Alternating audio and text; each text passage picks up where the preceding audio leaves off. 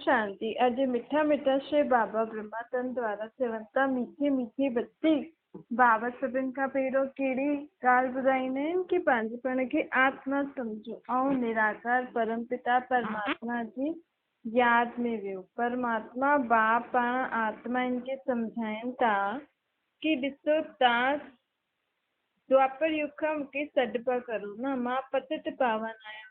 आत्माऊं जॾहिं खां पतित थियण शुरू थी वियूं तॾहिं खां बाप की यादि थी करनि कि हे पतित पावन असांखे अची करे पावन ठाहे।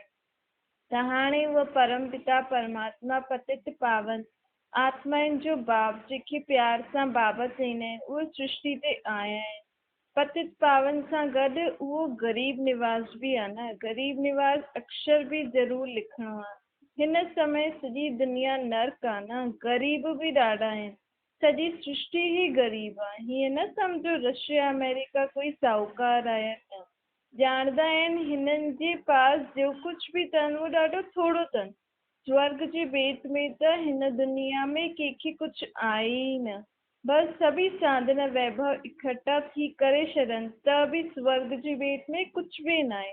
बस लिखंदा आहिनि चाइना एतिरो मिलियन पाउंड सोनो ख़रीददो आहे, परंतु स्वर्ग जे हिसाब सां कुझु बि न आहे। ईअं त अमेरिका बि ॾाढो साहूकार आहे, परंतु तव्हां ॿार ॼाणंदा आहियो असांजी जो राजधानी हुई अथवा स्वराज स्थापन कयो हुयो हुन जे अॻियां त हीअ दुनिया में जेके बि वॾा वॾा माण्हू आहिनि इहे कुझु बि न आहिनि। एतिरा सभु थींदे उहे बि सभु ग़रीब आहिनि। स्वर्ग जी भेट जे हिसाब सां त सभु ग़रीब ई आहिनि न, पूरो विश्व ग़रीब आहे। हिन बाप खे चइबो आहे ग़रीब निवास। भारत ई स्वर्ग में केतिरो धनवान हुयो न, भेट कबी आहे न। हाणे जी ऐं स्वर्ग जी भेट था करनि बाबा, हुन जे हिसाब सां दुनिया ग़रीब आहे। हाणे त छा हालत थी वई आहे न, बाप ग़रीब निवास तव्हांजे साम्हूं वेठो आहे ऐं तव्हांखे स्वर्ग जो वरसो ॾियणु आयो आहे। तव्हां ॼाणंदा आहियो बाप असांखे केतिरो साहूकार ठाहे वियो। असां महाराजा महारानी केतिरा साहूकार हुयासीं न, भक्ति मार्ग में केतिरा आलीशान मंदिर ठातासीं। त बाप खे ग़रीब निवास नाम शोभतो आहे न। उहो आहे नई दुनिया, इहा आहे पुराणी दुनिया। सम्झंदा आहियूं पुराणी दुनिया जा मनुष्य छा थी विया आहिनि। सत्युग त सुखनि जो भंडार हो। कोई त हिन दुनिया जी दुख जी दुनिया खे बदिलण वारो हूंदो न। कीअं बदिलंदो उहो बि हाणे तव्हां ॼाणंदा आहियो। हिन में कोई लड़ाई झगड़े जी त कोई ॻाल्हि न आहे।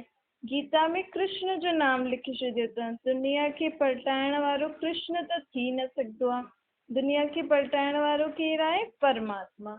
अर्थात कलयुगी दुनिया खे सत्युगी दुनिया ठाहिण जो कमु कंहिंजो आहे? हिकु निराकार परमात्मा जो।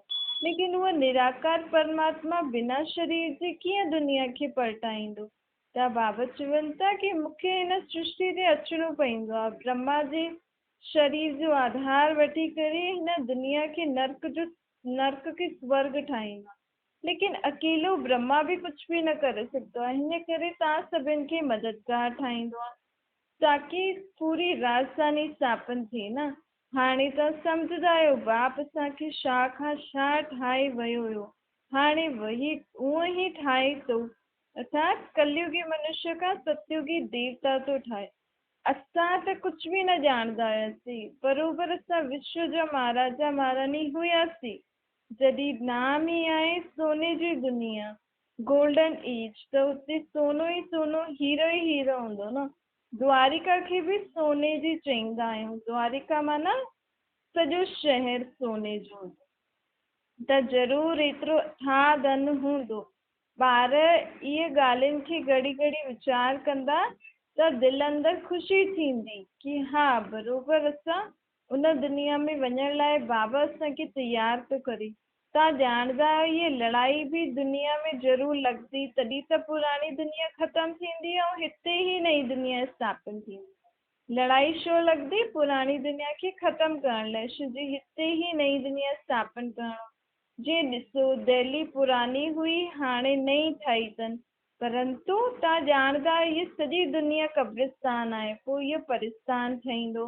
बाबा असांखे नई दुनिया जो वरसो थो ॾिए न। भारत जो अॼु उहो ॾींहुं आयो आहे जो ग़रीब भारत खे बाबा अची करे स्वर्ग जी बादशाही थो ॾे।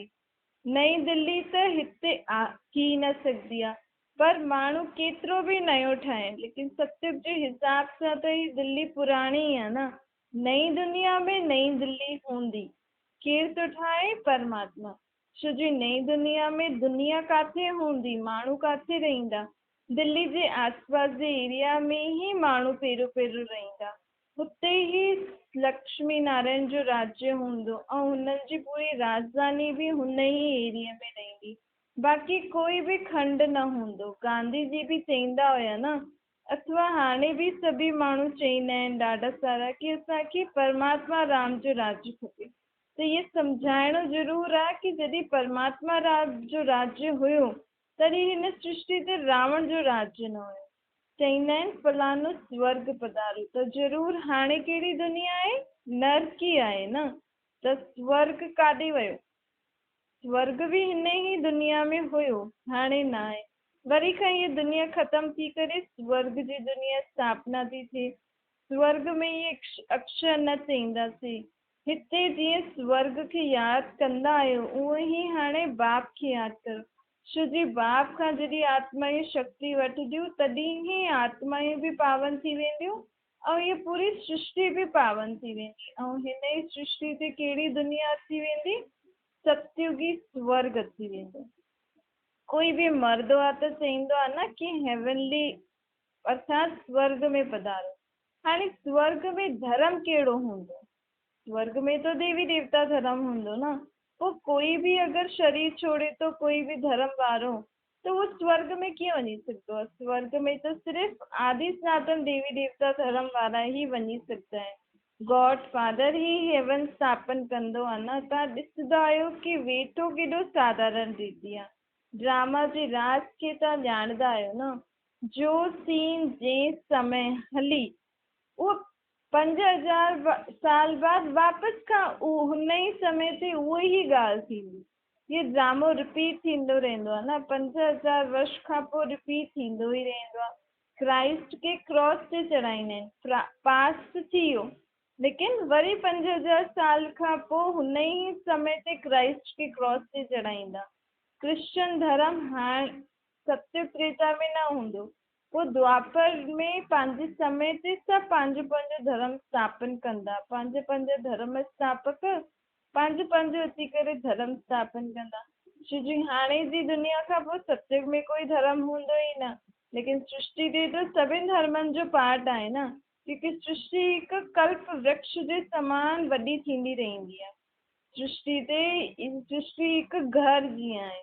हिन घर में पहिरियों देवी देवता घराने जी आत्मायूं, पोइ धीरे धीरे घर में ई धर्म वधंदा वेंदा आहिनि।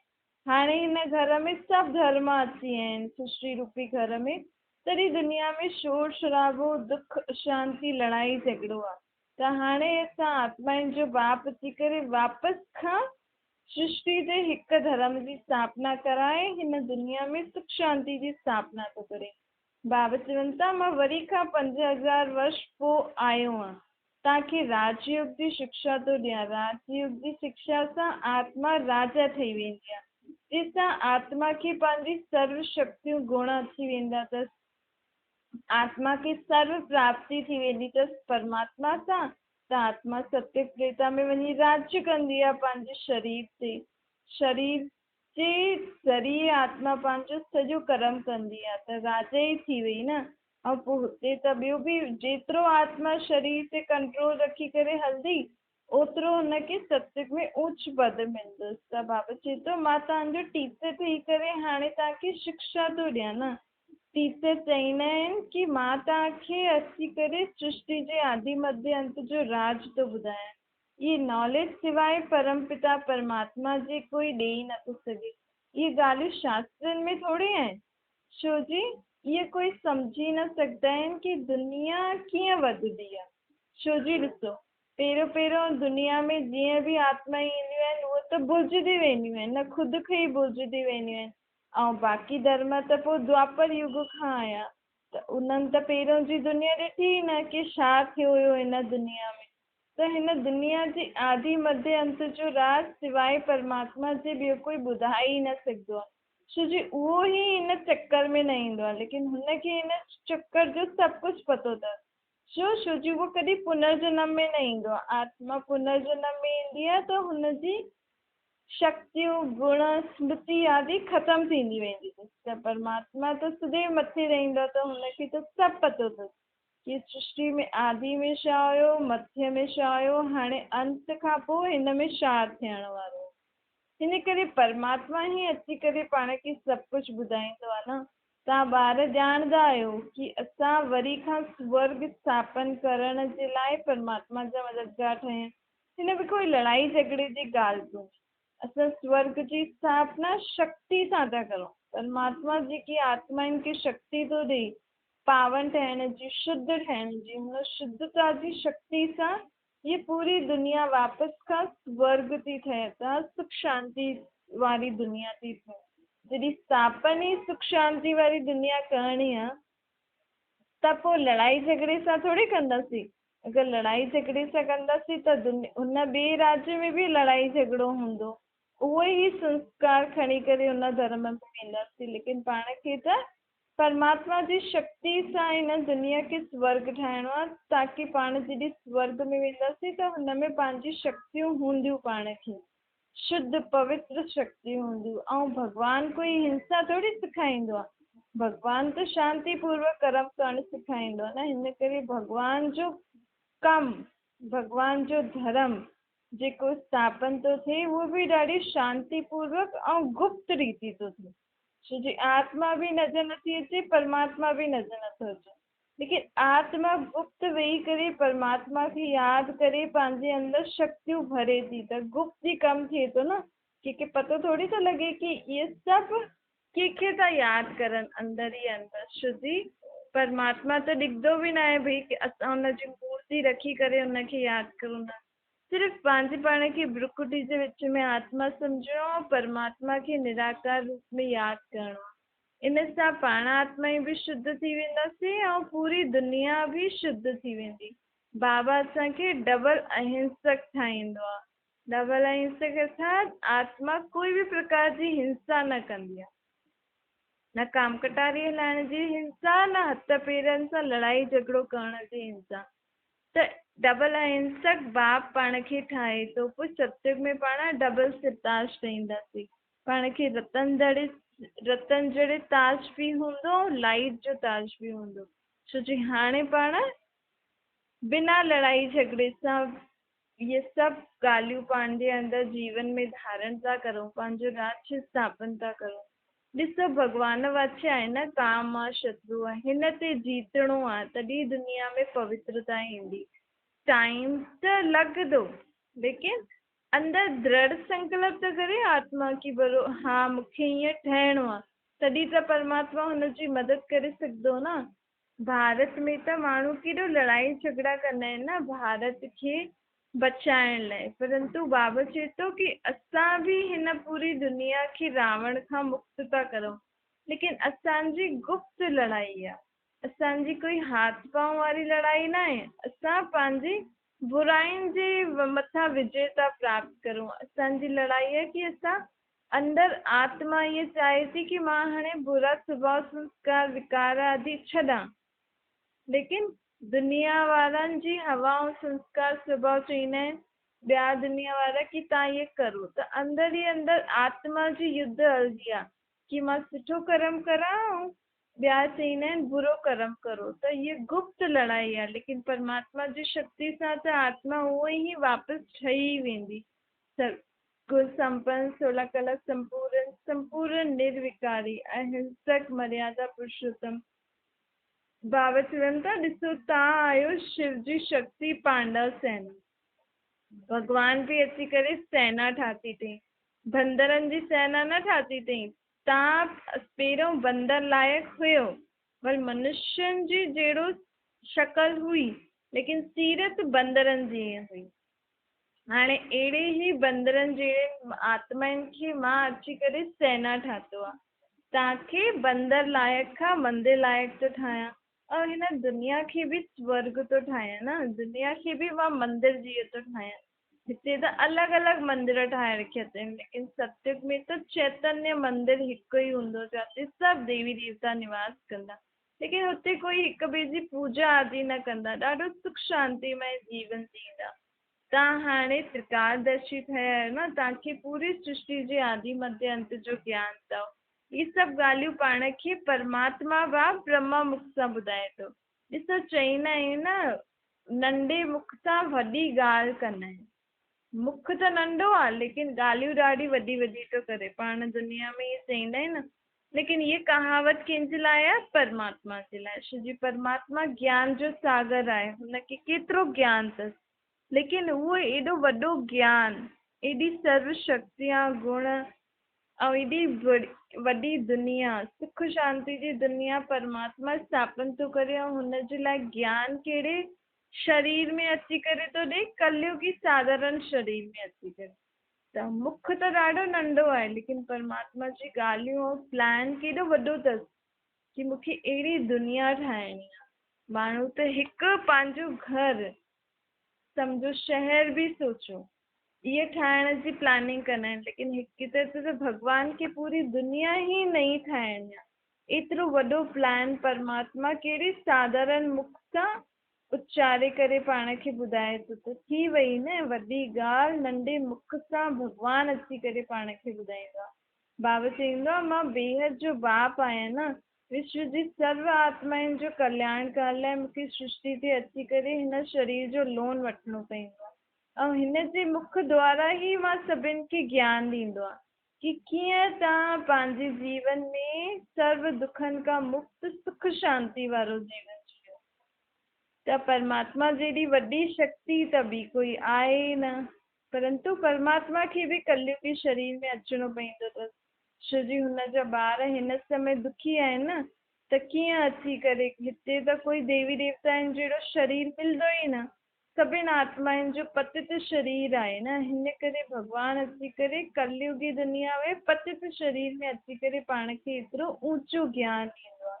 ग़रीब दुनिया आहे न, सत्युग जे हिसाब सां कहिड़ी ग़रीब दुनिया में ईंदो आहे। बाबा चवनि था कि मां तव्हांखे हिन ग़रीब दुनिया में अची करे केॾी वॾी सुठी एॾी पैसे वारी दुनिया तव्हांखे स्थापन करे ॾेई वियो 5000 साल पहिरियों। हाणे वरी खां आयो आहे, ॾिसां थो त दुनिया में त सभु ख़राब थी वियो आहे। दुनिया त हिकदमि रौ रौ नर्क थी वई आहे, हिकदमि कंगाल पापी थी विया आहिनि सभु। त हाणे अहिड़ी दुनिया खे भॻवान खे वापसि खां स्वर्ग ठाहिण में केॾी महिनत लॻी हूंदी न। हिकु हिकु ॿार जो सुभाउ संस्कार परिवर्तन करण में भॻवान खे बि त समय लॻियो हूंदो न। छोजी भॻवान चाहे त सेकेंड में दुनिया खे स्वर्ग थो ठाहे सघे, लेकिन जे उन स्वर्ग में वञण लाइ आत्मायूं बि त तयारु हुजनि। त हिन करे बाबा चवंदा आहिनि कि तव्हां सभु मुंहिंजा मददगार ठहींदा आहियो। ख़ुदि जो बि कल्याण करो त ॿियनि जो बि कल्याण करो। ख़ुदि बि पंहिंजे पाण खे आत्मा सम्झी करे मूंखे निराकार रूप में यादि करो, त ॿियनि खे बि ॿुधायो कि हिन समय दुखनि सां मुक्त थियण जो उपाय सिर्फ़ु हिकु ई आहे। ॾिसो भक्ति आदि गंगा सनान आदि त तव्हां जन्म जन्मांतर सां करो था न, दुख त दुनिया में वधंदा था वञनि। त हाणे स्वयं भॻवानु सृष्टि ते अची करे चए थो कि हाणे हेॾे होॾे ज़्यादा भटको न, भटकी कटकी करे तव्हांजा पैसा बि ख़तमु थी विया अथव, त शरीर बि अहिड़ो थी वियो अथव। हिन करे हाणे जेतिरो थी सघे पंहिंजे पाण खे, हिते मां आत्मा भ्रुकुटी जे विच में वेठी आहियां, हिते पंहिंजे पाण खे आत्मा सम्झी करे हुन परमात्मा खे निराकार रूप में यादि करे पंहिंजे अंदरि उहे शक्तियूं गुण कलायूं आदि भरो, ताकि तव्हांजो जीवन वापसि खां सुख शांतिमय थी वञे। कल्प कल्प अची करे मां तव्हांखे इहे राय ॾींदो आहे। पोइ जे ॿार मुंहिंजी राय ते हली हलंदा आहिनि उहो सुख जी दुनिया में वञी सुख भोगंदा आहिनि, बाक़ी सभु शांति धाम में रहंदा आहिनि। पोइ ईंदा आहिनि द्वापर युग में पंहिंजे पंहिंजे समय ते। हिन में संशय जी त कोई ॻाल्हि कोन्हे न। भॻवानु कोई शरीरधारी थोरी थींदो आहे, भॻवानु त आहे ई अशरीरी अजन्मो। त संशय जी त कोई ॻाल्हि न आहे, निश्चय बुद्धि विजयंती आहे न। जेतिरो परमात्मा ते निश्चय कंदो ओतिरो तव्हांजी विजय थींदी। अर्थात ओतिरो आप तव्हांजो जिस जीवन व्यक्ति से बात कर रहे हैं उसने आपकी कॉल को होल्ड पर शांति रखा में है। जीवन। कृपया लाइन पर बने रहें। The person you are speaking with has put your call on hold. Please stay on the line. बाबा चवनि था जेतिरो तव्हां बाप जी राह ते हलंदव ओतिरो तव्हांजो जीवन सुख शांतिमय हलंदो। निश्चय बि हुजणो खपे न कि बरोबर मुंहिंजी आत्मा जो पीउ मूंखे चए थो त मां हुन ते हलां त सही। 5000 साल खां पोइ भॻवानु मथां खां हेठि लथो आहे ऐं मूंखे अची करे सुख शांति जी राय थो ॿुधाए त छो न मां हुन राय ते हली करे पंहिंजो जीवन फर्स्ट क्लास ठाहियां। सत्युग में तव्हांजी आयु केतिरी वॾी हुई न। हाणे त ॾिसो समय खां पहिरियों ई आत्मा जो शरीर थी छॾे छॾनि। मौत खां केॾो ड्रिजंदा आहिनि न माण्हू। बाबा चवनि था सत्युग में त मौत अक्षर हूंदो ई न। सत्युग में त आत्मा शरीर छॾंदी त हुन समय ई हुनखे पतो लॻी वेंदो कि मां हीअ ॿुढो शरीर छॾे करे वञी करे नंढो बालक या बालकी ठहींदमि त ख़ुशी ख़ुशी सां पंहिंजो पुराणो शरीर छॾे छॾंदी आहे। सत्युग में हीअं न चईंदा आहिनि कि फलानो मरी वियो या स्वर्ग में वियो। सत्युग त आहे ई स्वर्ग। हुते त चईंदा आहिनि कि आत्मा इहो पुराणो चोलो छॾे करे नयो चोलो वठे थी। त जॾहिं नयो चोलो जो शब्द ईंदो आहे त ख़ुशी थींदी आहे न। भई नया कपिड़ा कंहिंखे न सुठा लॻंदा आहिनि। आत्मा जो बि त इहे शरीर कपिड़ा आहिनि न। इन शरीर रूप कपिड़े जे मथां पाण इहे कपिड़ा पाराया आहिनि। त ईअं ई आत्मा शरीर सत्युग में छा चईंदा आहिनि आत्मा इहो पुराणो शरीर जो चोलो छॾे करे वञी करे नयो चोलो वरितईं त ख़ुशी ख़ुशी सां आत्मा सभिनि खां छुटी वठी करे पोइ शरीर छॾंदी आहे। बाबा चवनि था इन करे कंहिं ॻाल्हि सां ड्रिजणो न आहे। हमेशह सम्झो मां आत्मा आहियां। इहे शरीर खां मां हाणे हिन शरीर सां पंहिंजो पार्ट थी विझायां। जेसि ताईं मुंहिंजो हिन शरीर में पार्ट आहे तेसि ताईं मां ख़ुशी ख़ुशी सां सुठी रीति पंहिंजे पार्ट वॼायां। ऐं जेसि समय हिन शरीर सां जेका बि संबंधी आदि आहिनि हुननि सां हिसाब किताब पूरो थी वियो हुन समय मां इहा आत्मा इहो चोलो छॾी करे बाप वटि वेंदमि। पोइ वापसि खां पंहिंजे नए चोले में सत्युगी दुनिया में ईंदमि। ईअं पंहिंजे अंदरि मन खे पको करणो खपे ताकी अहिड़े समय ते अंत समय ते पाण बाप जी याद में रही करे पंहिंजो शरीर छॾूं। इहा हाणे ई अभ्यास करणो पवंदो न। अंत समय त थोरी यादि रहंदो। हाणे ई घड़ी घड़ी पाण खे अभ्यास करणो खपे। बाबा चवनि था ॾिसो तव्हां मूंखे यादि कंदव त कोई बि बुरी शक्ति कोई बि बुरी वीचारनि वारा कोई बि आत्मा तव्हांजे साम्हूं अची न सघंदी आहे। ॾिसो काली सां माण्हू केॾो ड्रिजंदा आहिनि न। काली देवी काली कोई अहिड़ी देवी न हूंदी आहे। काली अर्थात हिकु शक्ति हूंदी आहे।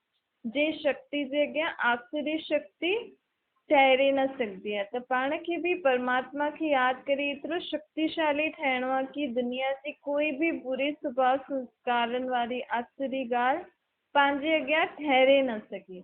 एतिरी शक्ति धारण करणी आहे न। जॾहिं बाबा आयो आहे पाण खे चए थो छो जी दुनिया में त आए दिन प्रतिदिन माहौल त बिगड़जंदो ई थो रहे। त अहिड़ी माहौल में बि पाण आत्मा सुरक्षित कीअं रही सघंदा आहियूं। सर्वशक्तिवान बाप जी यादि में जॾहिं रहंदासीं त आत्मा हुनजे छत्र छाया में हिकदमि शक्तिशाली रहंदी। त कोई बि दुनिया जी कोई बि बुरी ॻाल्हि बुरी स्वभाव संस्कारनि वारी आत्मा हुनजो कुझु बि न बिगाड़े सघंदी आहे। बाबा श्रीमत ॾियनि था त हुन ते हलणो खपे न। आत्माउनि जो पीउ आहे त आत्माउनि जी संभाल करण बि हुन बाप जो फर्ज़ु आहे न। बाप ई त पंहिंजे ॿारनि जी संभाल कंदो आहे। तॾहिं त सृष्टि ते आयो आहे न। हेॾो दुख आहे न त एॾे समय खां त आयो न। छो न आयो छो जी एतिरो दुख न हुयो। हाणे त अति दुख थी वियो आहे। कोई बि कंहिंखे संभाले नथो सघे। भले वॾा वॾा गुरू संत आदि आहिनि लेकिन दुनिया जो हालात एॾी बिगड़ी वई आहे कि भॻवान जे सवाइ कोई बि हिन खे दुनिया खे सुख जी दुनिया नथो ठाहे सघे। हिन करे परमात्मा अची करे पंहिंजे ॿारनि खे मत थो ॾे राय थो ॾे। तॾहिं त चईंदा आहिनि भॻवान जी गत मत भॻवान ई ॼाणे। हाणे अची करे पाण खे सभु मत ॾे थो कि छा छा करिणो आहे छा छा न करिणो आहे। जंहिंसां तव्हांजो सुख जो जीवन थी वञे। ऐं तव्हां सतयुगी दुनिया में कृष्ण वैकुंठ वासी ठहो। कृष्ण हुन दुनिया जो महाराज कुमार थींदो न। राधे कृष्ण ई स्वयंवर खां पोइ लक्ष्मी नारायण ठहींदा। ॾिसो, राधे कृष्ण जा मंदिर, लक्ष्मी नारायण जा मंदिर भले अलॻि अलॻि ठाहींदा आहिनि, परंतु उहो आहे कुंवारेपन जो मंदिर, उहो आहे शादी खां पोइ जो मंदिर। आहिनि त ॿई हिकु ई न, परंतु माण्हुनि खे हुननि जे बारे में पतो न आहे, इन करे अलॻि अलॻि मंदिर ठाहे छॾिया अथनि। हुननि जो हाणे कलयुग अंत ताईं बि मंदिर केॾा साफ़ सुथरा ऐं सुठा हूंदा आहिनि। त सतयुग में जॾहिं हुननि जो महल हूंदो त उहो केॾो सुठो साफ़ सुथरो ऐं केॾो हीरे जवाहरातनि जो ठहियलु हूंदो न। एतिरो धनवान हुननि खे उहो कीअं ठहिया? छो जी हाणे जो परमात्मा मत तो ॾिनई त सभिनि आत्माउनि जे लाइ, लेकिन राधे कृष्ण जी आत्मा ही परमात्मा जी मत ते ॾाढी सुठी तरीक़े सां सम्झी करे हलिया। हुननि जी हर ॻाल्हि खे जीवन में धारण कयनि, तॾहिं हुननि वञी करे सतयुग में एॾो ऊंच पद पातनि, एतिरा धनवान थिया हुया। त पाण बि बाप जी मत ते हलो त पाण सतयुगी दुनिया में सुख शांति संपत्ति सभु हूंदो पाण खे। छा मीठी मीठी सिकी लॻे ॿारनि प्रति माता पिता बाप दादा जो यादि प्यार ऐं गुड मॉर्निंग। रूहानी बाप जी पाण सभिनि रूहानी ॿारनि खे नमस्ते। पंहिंजी बि रूहानी माता पिता बाप दादा खे यादि प्यार गुड मॉर्निंग और नमस्ते। वरदान आहे हर कर्म में बाप जो साथी रूप में अनुभव करण वारा सिद्धि स्वरूप ठहो। सभिनि खां सहज और निरंतर यादि जो साधन कहिड़ो आहे? बाप जो साथ जो अनुभव। साथ जी अनुभूति यादि करण जी महिनत छुड़ाए छॾंदी आहे।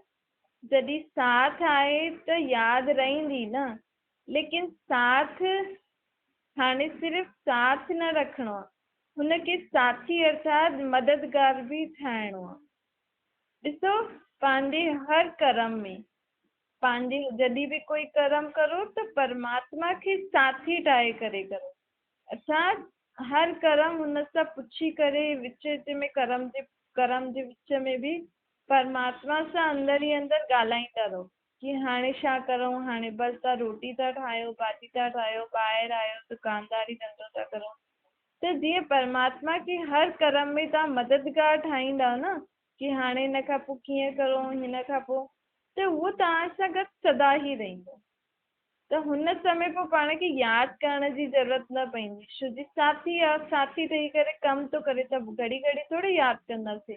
आई साथी मूंसां गॾु कमु थो करे त यादि स्वतः ई आहे न। त हिन सां छा थींदो, सभु मुश्किलियूं सहज ई पार थी वेंदियूं, आसान थी वेंदियूं ऐं पाण सिद्धि स्वरूप ठही वेंदासीं। सिद्धि स्वरूप अर्थात पंहिंजे हर बोझ संकल्प में एतिरी शक्ति अची वेंदी जो पाण सभिनि जे लाइ सुठो सोचो, सुठो ॻाल्हायूं ऐं उहो सुठो थी वेंदो आहे। स्लोगन आहे विशेष आत्मा ठहिणु आहे त विशेषता खे ई ॾिसो, विशेषता जो ई वर्णन करो। अगरि तव्हांखे विशेष अर्थात सुठो ठहिणो अथव त सभिनि जी सुठी सुठी ॻाल्हियूं ॾिसो ऐं सभिनि जे बारे में ई सुठो सुठो चओ। त जॾहिं तव्हांजे मन में ई सुठो वीचार हलंदा, मुख सां बि सुठो ॻाल्हाईंदव सभिनि जे लाइ, त तव्हां ख़ुदि बि छा थी वेंदव, सुठा ई सुठा थी वेंदव।